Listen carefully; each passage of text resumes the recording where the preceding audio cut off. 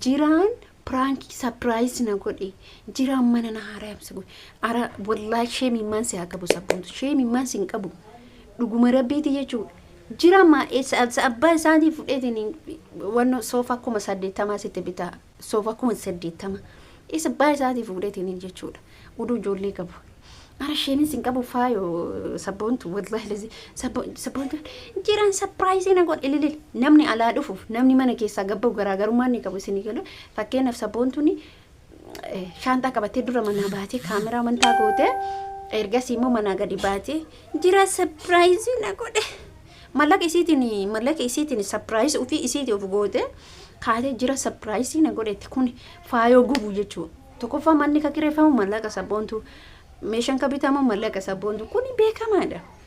namni sila surprise ta'u akkam isinitti fakkaata namni alarraa dhufu isin erga biyyarraa dhufte meeshaan isii meeti boorsan isin duudatti baatu beeti harkatti qabattu meeti shaantaa makkan harkatti godhatte jiraan surprise na godhe assalamu alaykum wa rahmatullahi wa barakatuh jirtu akkam naga keessanii fayyaa keessanii anillee naga koota alhamdulillah waan nagarrame tokko jechaadha saboontuni ofi isiiti surprise of goote kaate jira surprise na godhe jette wallahi hedduu takka gammade garuu saboontu baga gammade haadha kee arguu fi congratulations sin jechuu barbaada faayo deemotu wallahi irtiin cinqamin jechuu kun waan nama cinqu takkallee hin qabu abadan jechuudha ani garuu kan bakka kom isi saboontuni qaanoftu ofi isiiti meeshaa manatti algaan sun jechuu tokkoffaa algaan saboontuni riciftu saboontu bichaa gamade jiraa fi saboontu hin danda'u dhuguma isin jedha argitanii jirtan algaa nama tokko qofa jechuudha dhibbaaf diidama gamanno dhibba maaliif dhibbaaf diidama ka jedhan sani ofi isiiti kaatee mana kan ulaagaalee guutate achi booddee immoo jira surprise na godhe jira yoo yaadatan jechuudha gaafa soofaa mana isaatiitti bitu yaadatanii saboontu wallolanii carqii takkan carqii wayiiti irratti wallolanii carqii san irratti baay'ee tokko jechuudha saboontu faayoo fi jiraa wallolaa tura inshallah soofa kuma 80tti bita soofan sun yoo kuma 60 akkas mana na fakkaata maaliif adiin gurraacha jetta wanni faayoo irraa hir'iftu hin jirtu bara waan mana keetiitu godhatte ina mana meeshaa akka kiyyaan bitan waan kiyyaan bitan dhoo jette man rakkoo qaba jiraanillee mootu jechuun magan faayoo magan saboontu wallahi desi saboontu jechuudha ani bakka saboontu waan namatti hambisanii jedhee yaadeen wallaggatti dhuguma rabbi amma jiraatte heerumte jira hojii jiraatu heddaayi mee warri akka kiyyaa kana mi akkam dubbiin kun dhugaadha muso warri jettan akkami naan galle wallahi lezim takkalee naan galle sure nangalle waay sabontu kun achuma gabaate debite jiraan surprise ina godhe faaya mana jira faaya mana galfatee na eege mana sa'aatii takka keessa gadi baate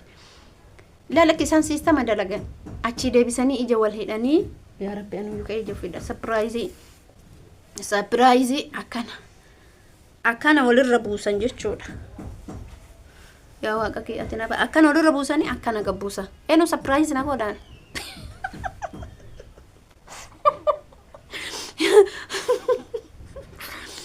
yaa rabbi jarsa akka jiraa fi surprise kana godhu jechuudha akkas godhe jechuudha jiraani ergasi sambooda surprise godhe saboontu abeet surprise jammar dhiirsuma namaa diratti maaltu surprise nama fichisiisa dhiirsuma namaa diratti maaltu surprise nama fichisiisa surprise na godhette akkana goote irruma gadi buuse bar higaaf irra gabbuuse maalinni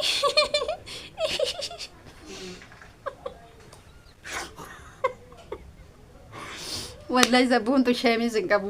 faayo irratti yoo gocha akkanaa dalaidu jechuudha faayo irratti faayo miskiina haadha ijoollee lama guddifattu irratti yoo jiraarraa fudhatte har'a ufi amantaan keessan gargara ufi akkuma mana tokko keessa jiraattan ani kan dhibe bar ati fi jiraan akkuma mana tokko keessa jiraattan ati muslima jiraan peente walitti dhuftanii bar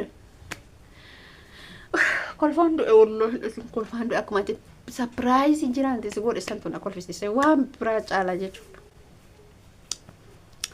kuli dai jalala barakuma kuda sadeti umata walin dai kumni lama kudha sadde shak shak shak shak shak shak shak shak shak shak bicha godha jechuudha.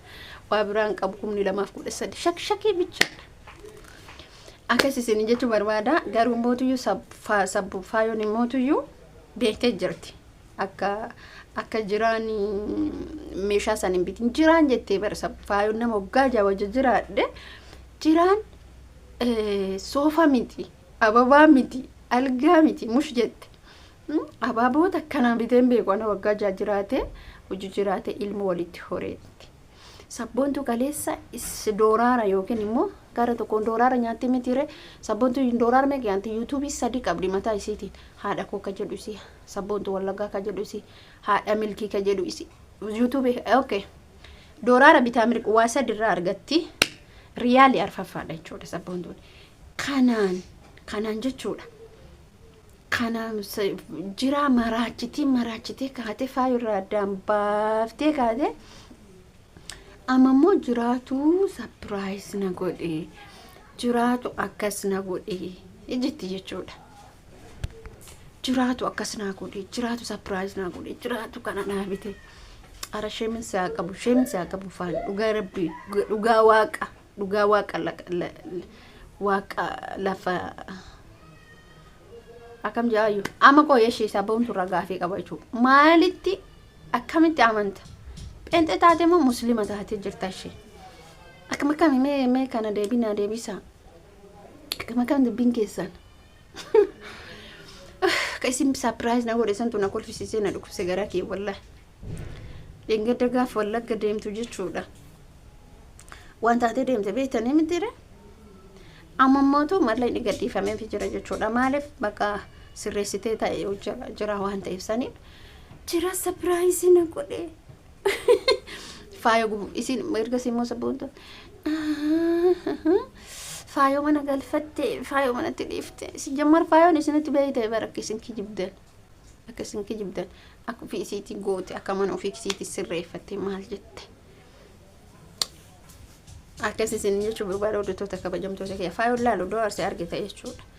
Akka xirriq goote xirriq namni hundi si jalatti faayo irraa gorii nama biraa jaalladhu dhiira biraaf soqadhu siin jedhee ture jechuudha sabboontu dhugaa. Harmee keessan du'aayina godimaan jedhanii maal dhiira muslimaatu dhabame moo Finfinnee keessa shabaabni guutee bir apposto kadaan kana maal goota jira mee fakkeenyaaf laala isiin hagana geetti jiraan hagana akka daa'imni sabboontu jettee bar akkasi surprising keessan iddoo namatti tolaa baay'ee bareedaadha. Surprising fire eenyuun sabboontu fi jira habee surprise habee caaluma jechuu kaa keessan kana caaluma jennaan laalagaa taarika nuti mootu isinuma cagas taariin keessan immoo nuti sirraa hojjechuu dhiifnu isinis taarika fiduun dhiisanii waa jabaadha. Rabbiin jiraa wajjisee habalchuu kaa sabboontu silaaf gamaa kamanarraa argachuun keessan waan hin taanellee haa ta'u jechumaafi nuti haa ta'u jechumaafi addeetiyya. Isin haqanna hojjanna kafaayoo haa jabeessu isin haqanna warri surprise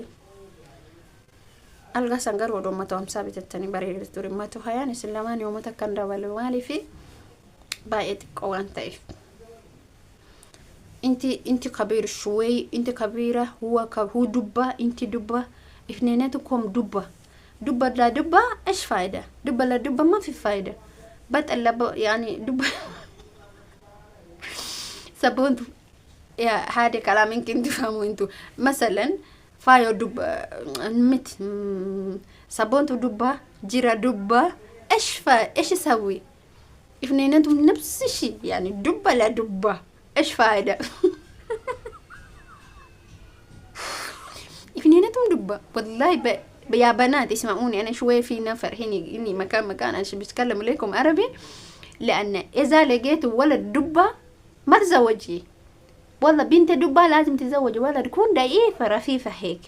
بنت دبا ما تزوج ولد دبا يعني اثنيناتهم دبا ايش فايده ما فيش فايده ياكل زيادة، شرب زيادة، ملابس زيادة، لأن دبة لدبة ما في فايدة. حقيقة أنا عشان نفر فيني ما بقدر أتكلم والله. عشان هيك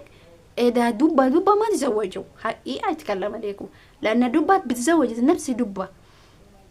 يعني، لكن نص دبة واحدة ضعيفة أحلى. لأن مثلا شوفي لو مثلا صابونته ضعيفة جرا دبة عادي مثلا تشوفي، مش مثلا لأن فايو جرا تشوفيها يعني يمشوا عادي مع بعض، لكن دبة لدبة يمشوا حتى الناس يشوفوا يعني يزعلوا جوا، يشوفوا هيك يعني إيش هذه الزوجة زوجتها كيف ابنينتهم دبة، لكن من الله خلق عادي عادي يعني، لكن مش ما بيسوي شيء دبة عادي يعني. لكن اثنين نفر مع بعض دبة، مرته دبة زوجة دبة مش حلوة، ملابس مش حلوة عليه، لابسة أشي مش حلوة عليه. بنت مثلا ما في دبة زوجة دبة أحلى، مرته دبة زوجة ضعيفة أحلى، يعني حالهم هي، لأن صابونته تفهم فايو تفهم كل شيء. عرفتوا يا بنات؟ أنا تخيل بتكلم لكم، آسفين جدا، آسفين يا بنات، أنا آسفة جدا. اليوم ضحكت مرة ضحكت والله، حقيقة بتكلم لكم. هذا كلام لمنهم، لازم صابونته تكلي جرا لفايو أحسن شيء.